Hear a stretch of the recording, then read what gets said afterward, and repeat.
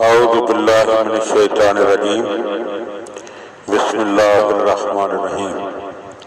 مولا کائنات حضرت امیر المومنین علی ابن ابی طالب علیہ الصلاۃ والسلام کے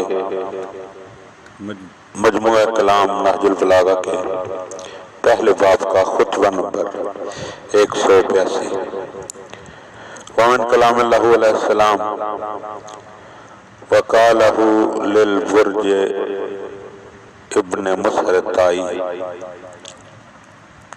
برج ابن مسرتائی نے کہ جو خوارج میں سے تھا،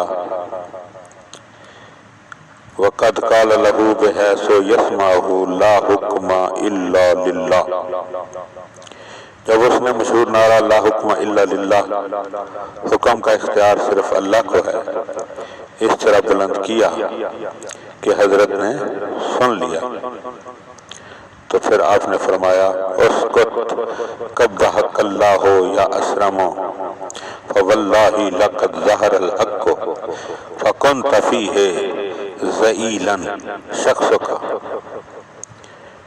چنانچہ آپ نے سن کر ارشاد فرمایا خاموش، خدا تیرا برا کرے اے ٹوٹے ہوئے دانتوں والے۔ خدا کی قسم جب حق ظاہر ہوا تو اس وقت تیری شخصیت ذلیل اور تیری آواز خفی صوت کا، تیری آواز دبی ہوئی تھی۔ حتی اذا نعر الباطل نجمت نجوم قرن الماعز، اور جب باطل زور سے چیخا ہے تو تو بھی بکری کے سینگ کی طرح ابھر آیا ہے۔